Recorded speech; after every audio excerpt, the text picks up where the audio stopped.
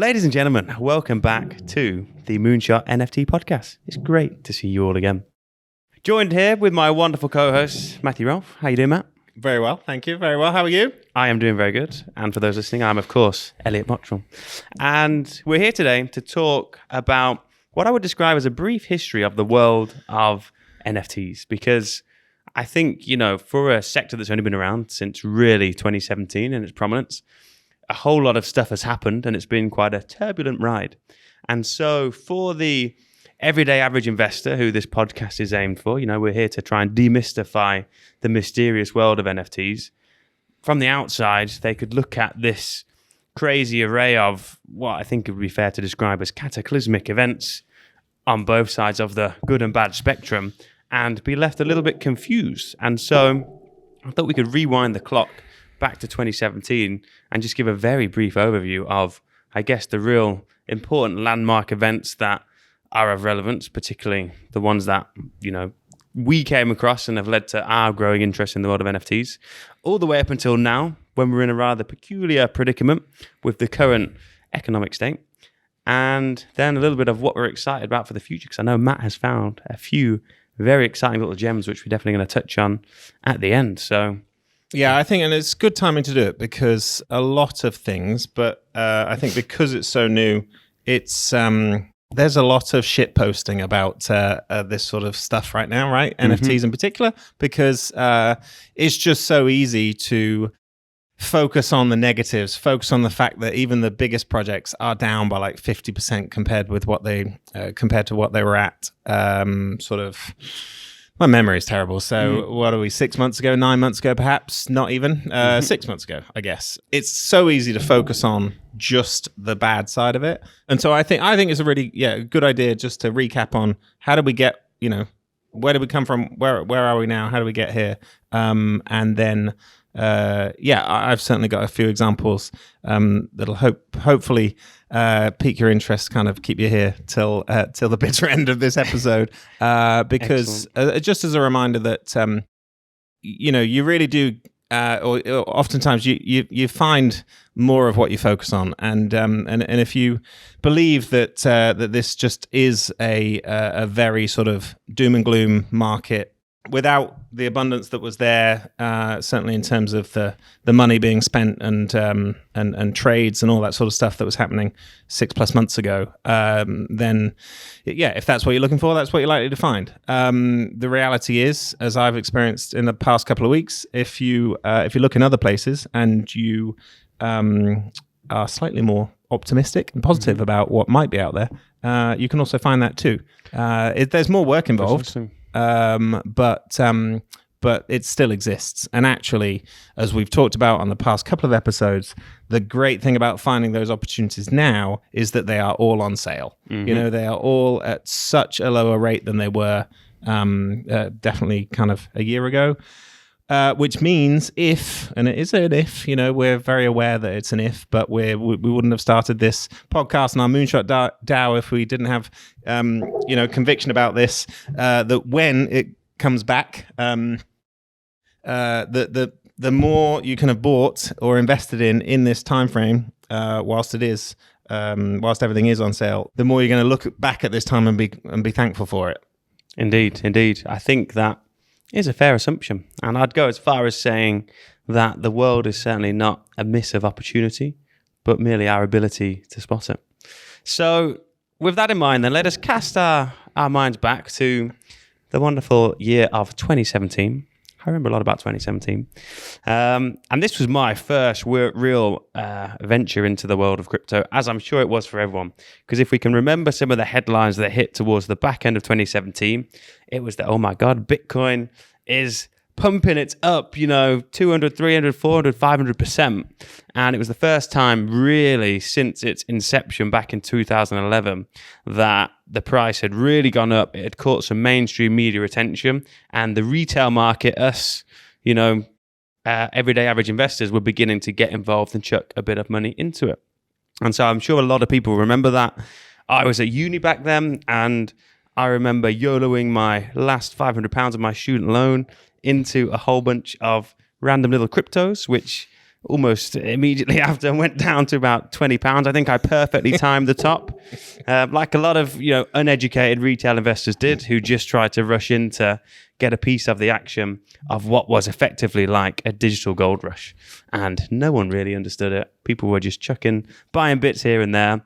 And unbeknownst to us all, back in 2017, whilst that was happening, this was when the real original NFTs were first being created, the inception of them, so to speak. And so there's a few collections that were created really by just experimenters who had heard of the technology and wanted to try and, deploy it and use it and test a few things out on it. And that was ultimately what led to the birth of the now very famous and highly priced CryptoPunks. Because were CryptoPunks one of the first things you heard about in NFTs, or? Early on, yes. Just to rewind quickly, and I'm glad you've said about the whole 2017 thing, because, and perhaps to put a few listeners at ease who are sat there very much like me thinking, I didn't have a clue about this market or even Bitcoin, to be honest, or certainly not NFTs.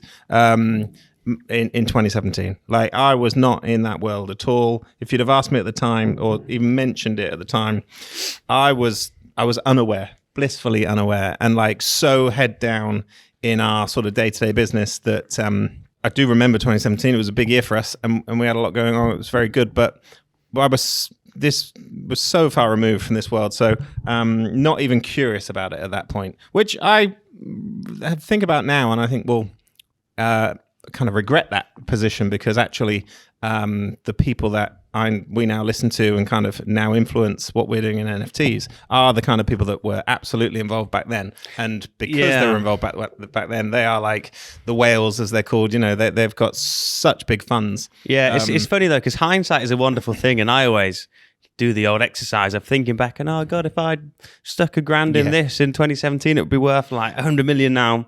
And hindsight is very much a wonderful thing. But I always think, because at the same time, back then when it was popping off and it was coming on a very, really small number of people's radar, it was still confusing as hell. Like no one really understand it, and let alone to bet heavily on that it was going to be huge in the future would require such a really strong technical knowledge, because unless you really understood the technical, reasons why blockchain and all that malarkey would be, have massive use cases in the future, then you just probably wouldn't bet on it. Because, no, well, I can imagine, because, having started in early 2021, as we've talked about previously, like that was hard enough. That was friction full, like the whole MetaMask wallet or through an exchange. And, it was a lot to learn. And that must have been significantly further forward and easier than it was back in 2017. So, yeah, I think that even perhaps, some people will have heard of, maybe they've heard of Bitcoin, read a few headlines or whatever back in those. The fact that that you didn't get started then and didn't ever even think about it is really not a problem. It's probably a good thing. Yeah, and it's so early now, even still. Perhaps not Bitcoin so much in terms of cryptocurrency, but certainly NFTs is, right? So, yeah, 100%. And, back then, things were just really confusing. And in fact, a lot of people who did dip their toes in around that time, because of then what happened being a massive market crash in, I think, the January of 2018, a lot of people switched off because all of a sudden the fun was gone. You lost a lot of money, like myself, and you sort of tuned out. You're like, what a scam. Or, again, like me, I remember I had so I was relatively uneducated around the world of using all the wallets to store the crypto. And back then it was like way less user-friendly, as you've just described. And I had all of my wallets and keys stored on my laptop that I had at university, and then went out one night, got back, realized my bedroom window was open. I was like, I didn't leave that open, and my room had been broken into and all my stuff had been stolen, including my laptop, which had all of my keys in. So Fortunately, I managed to choose all the cryptos that I think died a death and never recovered. So I didn't lose much. But, there's millions of stories like that, including, everyone's heard about the famous Bitcoin pizza guy who bought the pizzas for, tens of thousands of Bitcoins, as well as the guy who lost his pen drive, which had his wallet for, what would be worth now like tens of millions of dollars of Bitcoin. Because we were uneducated, it was difficult to use. And so it's not a surprise that it's taken 5 years or so for it to gain a bit of traction. Yeah. But that's why it's all the more interesting why actually during that period there were the first individuals that were exploring with the NFTs, including the guys at Lava Labs, the guys responsible for what became the CryptoPunks collection. Yeah. And so they created these. We talked about them a lot on this podcast, so we're not going to go into it too much. But they created these. They were free mint as well initially. So anyone who could stumble across them somehow, it's typically sort of very techie people who were exploring that technology, could mint them for free. Yeah, and it's amazing how many people you see now. I've seen actually quite recently on Twitter someone admitting to the fact that they were involved right back then in 2017, and they had tens of punks. I can't remember. It could have been hundreds. They had them. They were theirs, and they sold them all. They sold them. They didn't disclose exactly what for, but way before they'd got to the upwards of kind of £100,000 worth. Well, I always think if you got something for free and then it went up to $100, $1,000, even $2,000. Yeah. It takes a lot of conviction or confidence to not sell it at that point and wait till it gets 100,000. Yes. So there was nothing guaranteed about that. I mean, I know if I got loads for free and then they'd got to like $1,000, you'd be like, ooh, that was good, free money. It's especially with how early it was. I mean, from what I've heard, there was a real community back then as well. These people, because there was so few people that were involved, I think a lot of them were communicating together. I think they did probably know each other kind of anonymously through, different social media channels and stuff like that. But they were like a group of people that were all doing this together, as it were. And I think that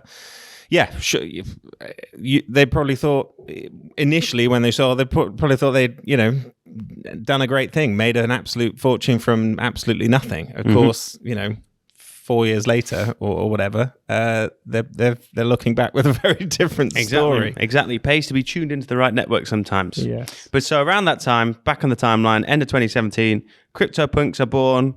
The Crypto Kiddies was born, which is a little collection of animated cats, which had a whole thing going on, and curio cards came out around that time as well. And so these are three what are kind of perceived as having this archaeological trait, because they were the first collections, some of the first collections to come around and gain a bit of notoriety. And because of that fact, that's largely why a lot of them are worth so much now, because they have this historical element, this aspect of provenance of them being the first collections. A lot of collectors and, NFT collectors see that as particularly valuable. So those collections, were born. Not many people knew about them. Presumably the price dropped like everything did in 2018 with the crash and stayed pretty low for a long time. But then as the NFT market began to slowly simmer and bubble, as we entered through 2019 and ultimately into 2020 and 2021, those started to pick up some real steam. And right now, they're some of the ones that are holding their value and are quite expensive. Yeah. So market crash 2018, things just stayed very flat for a long time, right? I think it was around 2019 when we began to see the first sort of NFT trading platforms, if you like.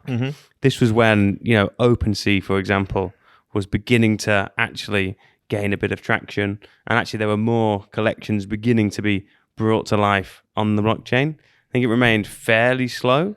And then, of course, it wasn't until the very fateful year of 2020, around the March time, when obviously the dreaded C word, that pesky virus, came along and disrupted everyone's lives, but also the markets, that we then began to see something quite remarkable, because through that time, Bitcoin and Ethereum had been slowly trickling up. Then COVID hit, big market crash, and then for crypto and indeed stocks, a lot of things, a massive rebound. And I think that was largely driven by all of a sudden lots of people at home, unfurloughed, more time on their hands. Yeah. Of course, certainly here in the UK, we had the furlough scheme, so people were getting paid 80% of their salaries to sit at home all day. And meanwhile, in places like the US, people were getting their stimulus checks, $1,000 just dropped into their bank accounts. And you couldn't go out, you couldn't go on holiday, you couldn't go to restaurants. All of your typical spending all of a sudden was actually kind of curtailed. And so we had this strange situation of millions of people across the world at home with tons of spare time, and now way more disposable income than they've ever had before. And that is the spark, I think, that led to a massive burst of NFTs. And this will tie into, I guess, roughly around the time you began to hear of them. Yeah, I mean, certainly late 2020 was the first time. Late 2020 and then early parts of 21 was my first time I'd ever heard of them at all. So that was my introduction. And I think at that point, started doing some research, started trying to understand. How long what did they it take were. you to get your head around NFTs? It took me a long time. Yeah, I think at least kind of 6 months plus, easily. And even at that point, even after we spent a fair bit of money, to be honest, I was still not crystal clear. Well, sometimes they say, baptism of fire. Yeah, and Best also way to understand something is to get involved. Yeah, absolutely. And also, as I explained on one of our original sort of episodes, if anyone missed that, then you'll find it. It was my main reason for getting involved with it was just my conviction behind the guy that is Gary Vaynerchuk, Gary V. It wasn't because I had learned enough about NFTs that I realized, this is where I need to put, this is what we should be investing in. This is where we should spend our money. It was not that at all. It was because I'd not done so many things that he'd said in the past that had, for the people that had actually taken action, had turned into success.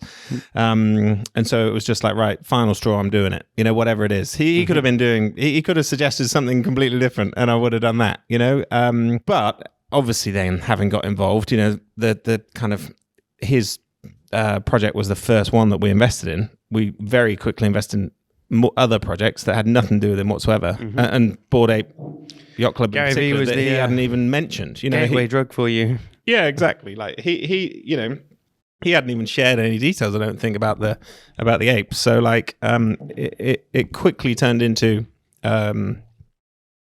researching elsewhere and seeing what else was going on that then informed our thinking. But yeah, so that was early 2021. Mm-hmm.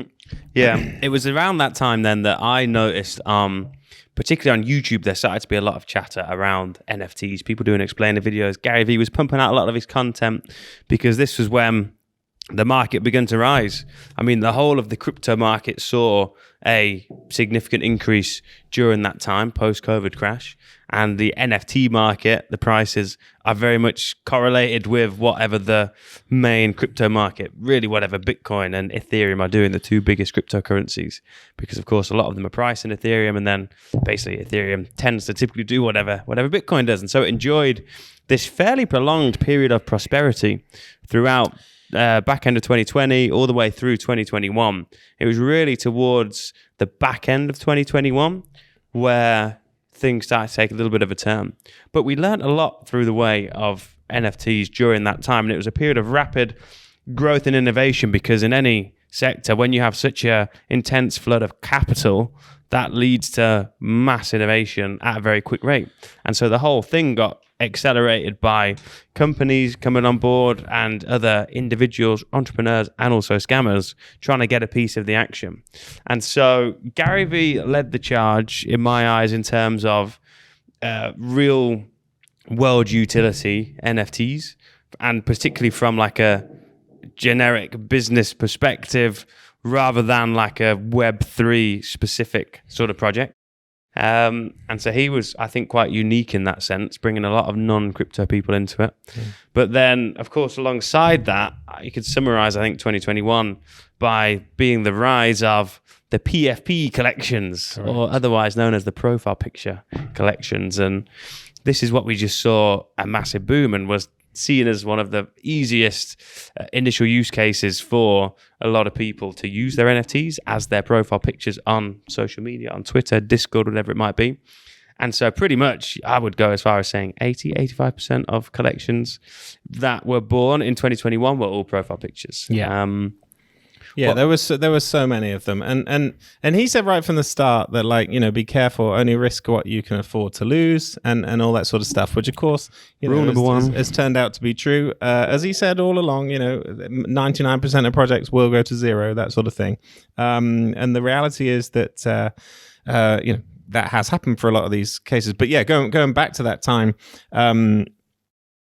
They were coming out every single day, like to the point, I think hundreds a day, different collections of 2,000, 5,000, 10,000 PFP collections that some went on and did well, and others, not so much. But there was a huge amount of sort of money with the trading, the early sort of stage trading on the different projects. Some people did incredibly well. I'm sure some people did the opposite.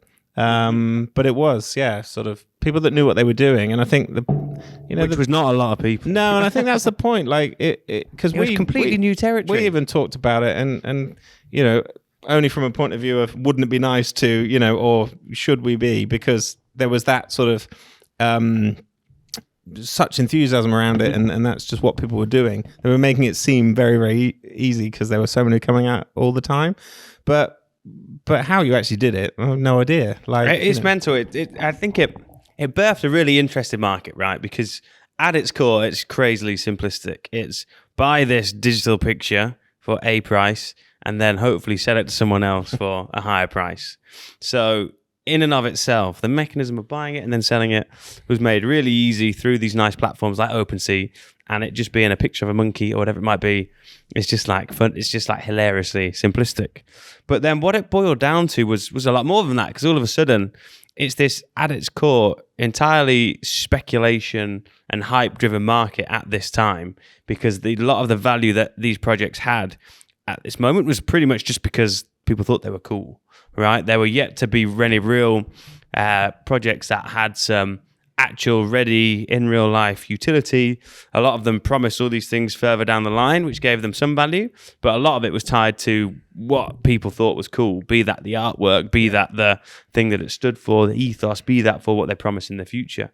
And so as a result of this, trying to get in and buy NFTs, knowing that they were going to go up, or having the conviction that the speculation was going to continue for this project and you'd be able to exit or even hold on to for a profit, was just very interesting. But the whole dynamics of it was just fascinating, because then you have all of a sudden these collections, 10,000 profile pictures, all with different rarities, and then people would trade based on the rarities, right? People would try and snipe the golden apes or the apes with the crowns or the laser eyes, because these were significantly fewer of them in the set, so they were rarer and they would fetch a higher price. And so then, each collection would have its whole like scale of value, from the initial floor price being the lowest price you could get in, which would be for, ones with just very common characteristics. And on the other end of the spectrum, the gold ones with the laser eyes and all the crazy rare traits that were really seemed to be really desirable, because ultimately they fetched a higher price because it's rarer, there's fewer of them, and also it's just a bigger flex if you also think that thing is cool. It's like getting a limited whatever one-of-one piece from Gucci or Birkin bag or something like that is just, a major flex. And so whilst on its surface, I think it caused a bit of a retail trading trap, because on its surface, buying and selling NFTs sounded really simple. And, I can see why a lot of people think that. But when you actually dive in and try, it's pretty hard. I mean, how many NFTs have you bought in your time? Oh, good question. Between 70 and 100? Mm-hmm. Must be. And how many have gone up in value? I hope. Well, initially, the majority went up in value. At least I'd say at least 60% plus went up to begin with. 100% have now gone down, but yeah, they, we chose some wrong ones, don't get me wrong. So that's kind of the point I'm getting at. Of your 100 purchases, how many have you hit right and have secured a profit in? So we didn't sell much. We were in the hodl gang, we because of our sort of fortunate or good fortune and really luck more than anything with the whole Bored Ape Yacht Club. We felt that those rewards, which at the time weren't rewards because we hadn't sold, and a gain is only crystallized when you actually sell something, right? So Exactly.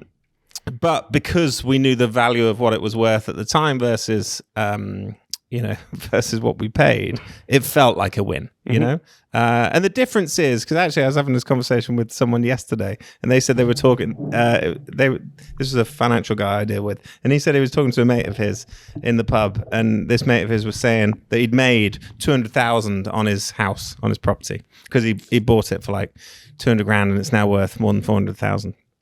And the guy said to him, well, so have you sold your house? And he was like, no, I haven't sold it. He's like, well, then you haven't made 200,000 then, have you? He's like, no, but I have, because it's worth 400,000. It's worth over 400,000 now. So, I've made 200 grand on it. So, okay, we haven't. So, and so, and the difference with houses, of course, is if he did sell his house for 400,000, chances are the one he's then going to buy, unless he's going to downsize, he's going to spend all of that 200,000 that he's just made. So, yes. It's sort of, he's made some money, but he's not able to do anything with it, because if he still wants to live in a house in the same area that he lives in, he's just got to plow that money back in. And so the difference with NFTs is we could have sold, we wouldn't have had to, reinvest. Ultimately, as we talked about on a previous episode, that is what we did. We sold and then we reinvested it in other NFTs, but we didn't have to.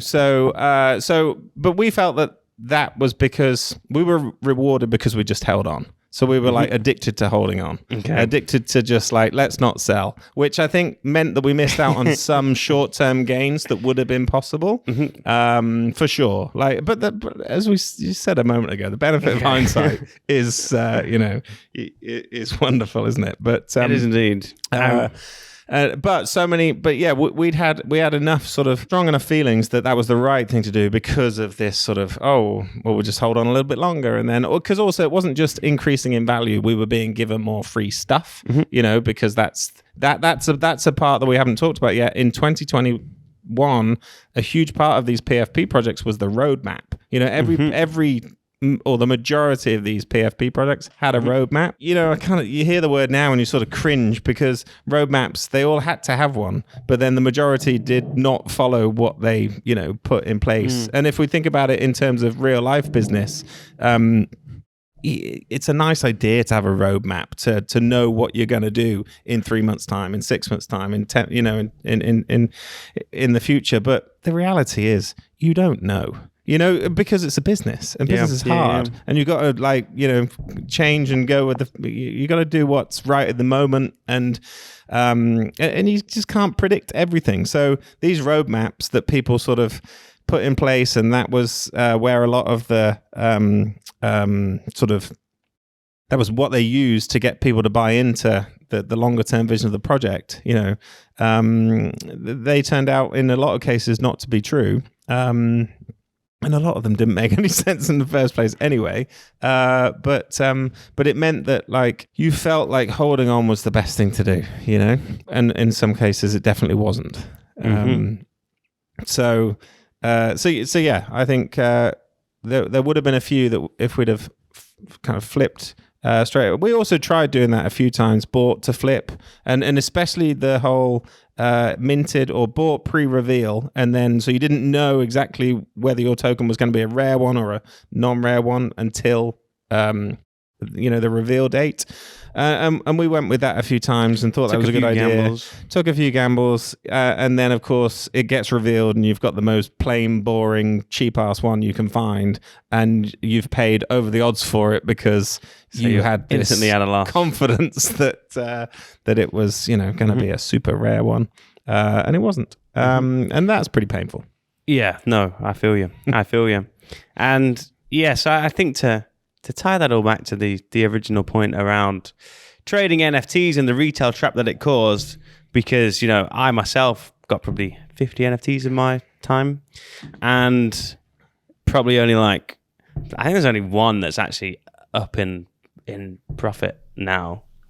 A few were at some points. But the point being, Matt, your hit rate was terrible because actually when you tried to deploy it in practice, it was very confusing, very complex, and actually your chances of buying one and it going up in value were fairly slim. Certainly at one point, everything was going up, as it does during a glorious bear market when all this money's flooding in. But ultimately, it's all come crashing down unless you had the guts to sell after you've seen it double. Because obviously, of course, when people see things go up, the horns of greed come out and they think, oh, it's just doubled and maybe it'll double again. I won't sell until then. And they end up riding it all the way up and then unfortunately all the way down. It's similar with people, I've read a few people have said, well, if you'd have just kept the Ethereum in the first place, because of course that was, it was going up and down and it did get incredibly high at one point during that same time frame in 21. And, would you have done better if you'd have just kept it in Ethereum? And then, of course, people that are trading crypto are trying to judge the timing right when to change it back and then buy in again. But I'm certainly have no positive experience of that whatsoever that we've talked about before, because that's a guessing game, I think. Yeah, certainly. I mean, Ethereum, broadly speaking, did exactly what the NFT market did, except the difference with Ethereum is, unless you got in really early, it did like a 5x maybe if you got in around $1,000 versus these NFTs, which some were doing 100, 200x's. So the multiple of returns was definitely greater in NFTs, but NFTs were definitely riskier than Ethereum in general. So that saw us through then the bull market, which came to a cataclysmic end as I think the general economy began to rear its ugly head as a result of all of the money printing, quantitative easing that was done as a result of the COVID pandemic crisis, which kind of leads us to where we are today. And so for the last, nearly a year, nearly, it might even be a year, 365 days, we've been in what's known as a bear market, where the prices are declining ever so slowly. So sentiment at the moment around the NFT market is pretty low. Volume, so the actual number of people buying and selling these NFTs is at all-time lows. The number of users using OpenSea, for example, it's just at an all-time low. As a result of all of this fear, uncertainty, doubt that's been spread by the world economies, other things like the wars kicking off here and there, and all that jazz. So that leads us to where we are right now, where in essence, 99.9% of projects are currently down on what you would have paid for them at any time. They're in the red, so to speak. First off, what is your take on that, Matt? Well, I think, it's interesting in that I heard recently on one of on Gary Vee's Props and Drops podcast that used to be much more about NFTs than it is now, actually.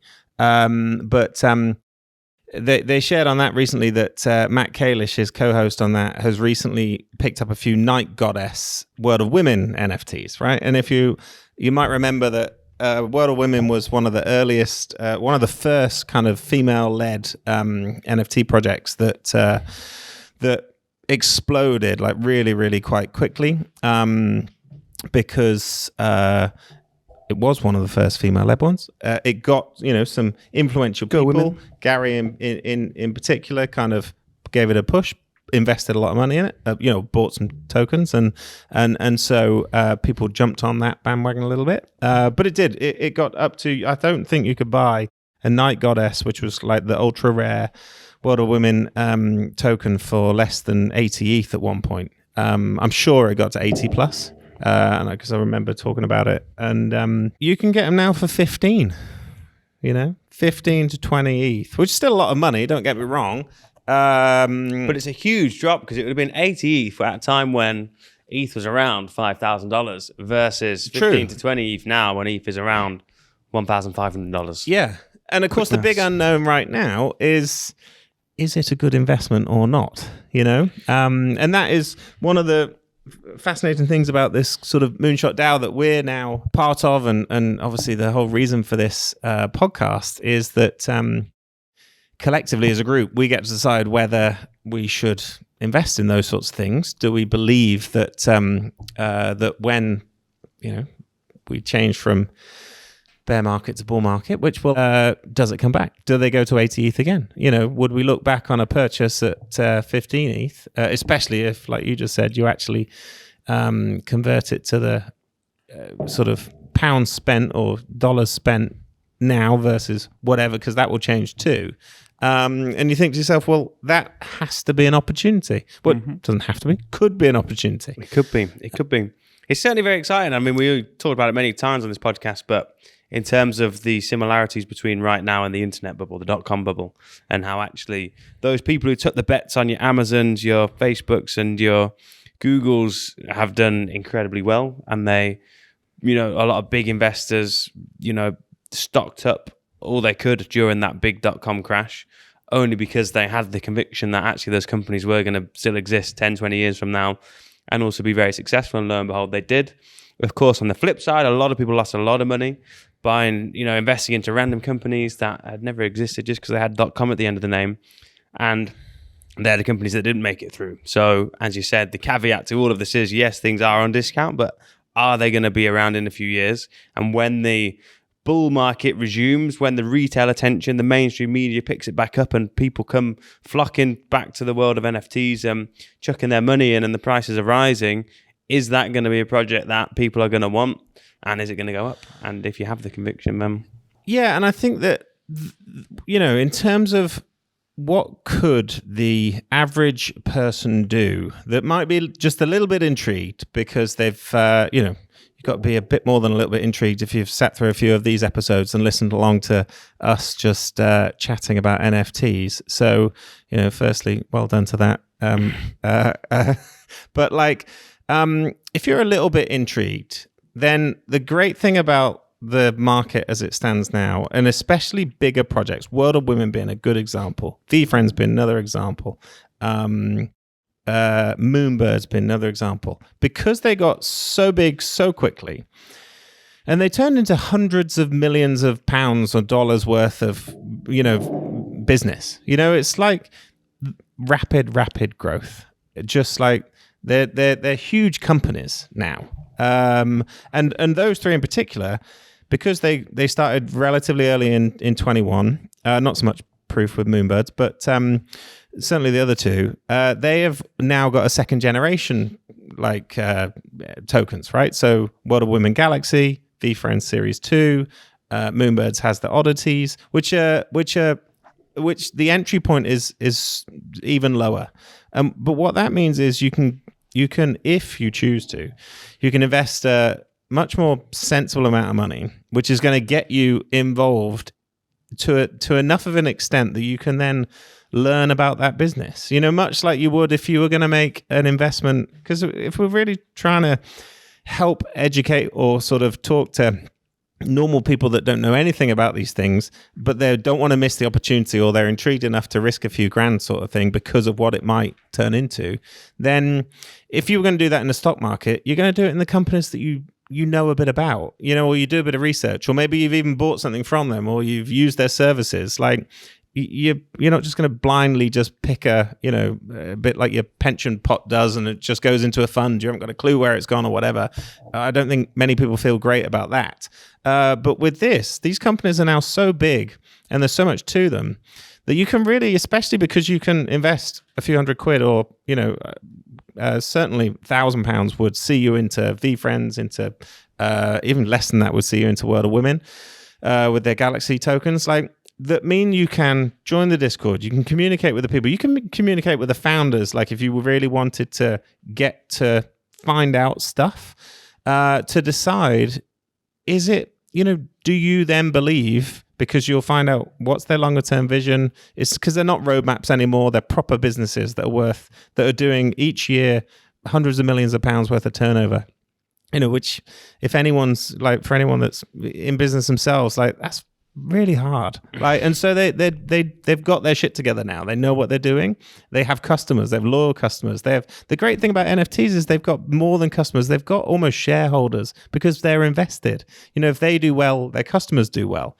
And so you can get involved. You can really do some research. You could read for hours about just those two alone, VeeFriends, World of Women, throw in Moonbirds as well.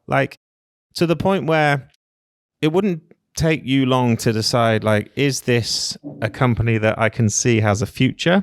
You don't have to understand that much about Web3 or about sort of, blockchain technology and all that sort of stuff. It's more about the people behind it and what's the goal, what is their plan. Gary V's VFriends is very different to most NFT projects, and we've already seen that recently. His physical plush toys and kind of figurines of some of his characters are now being sold through a collaboration between Macy's and Toys R Us in the States, and international. You can buy them online. So he's going in a very different direction to most NFT projects, but you can become almost an investor in that project for as little as, at the moment, like 500 quid.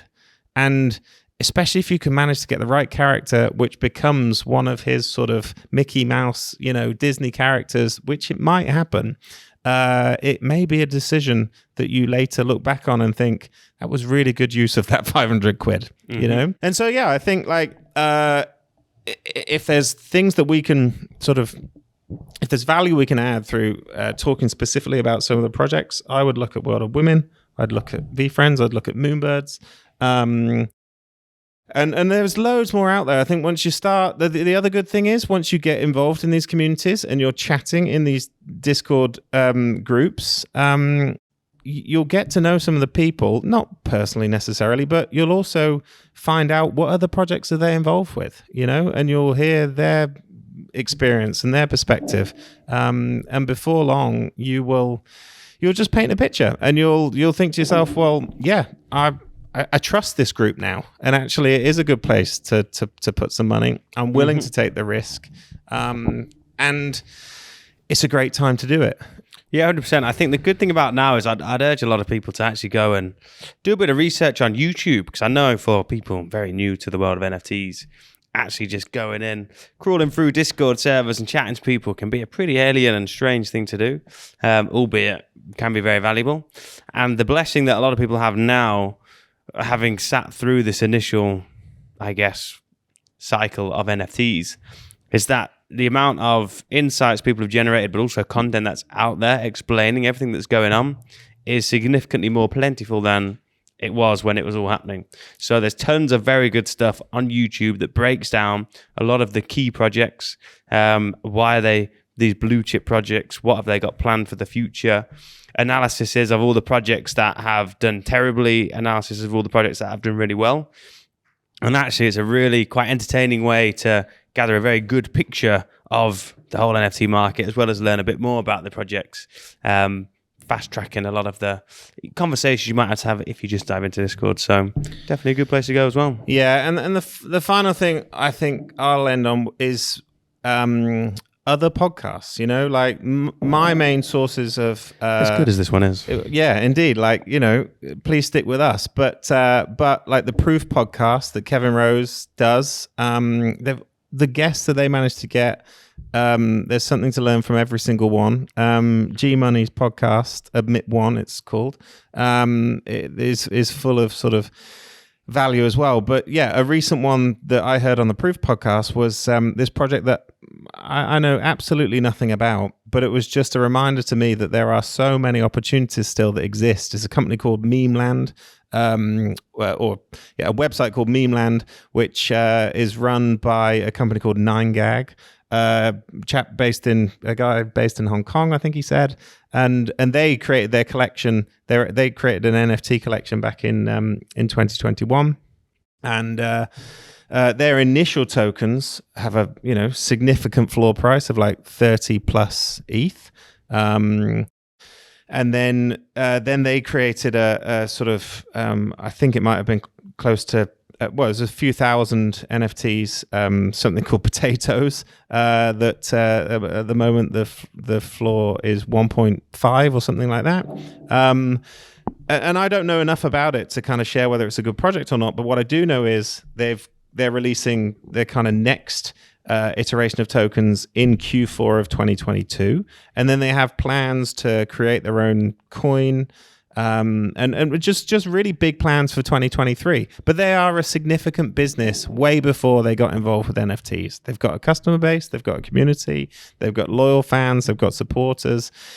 just listening to that guy for an hour and a half, I think this podcast was, is enough for me to go, okay, I've got to Google that. I've got to read some stuff, because it feels like it could potentially go a very similar route to the Bored Ape stuff in terms of holders get rewarded for holding. You'll be the first ones to be able to mint or get access to the next iteration of tokens. You'll perhaps be airdropped the coin. Who knows? But there's opportunity, and there's opportunity at not a crazy price. Don't have to buy the 30 ETH one and spend 50 grand. You can buy the 1.5 ETH if you're willing to put a couple of grand in or thereabouts.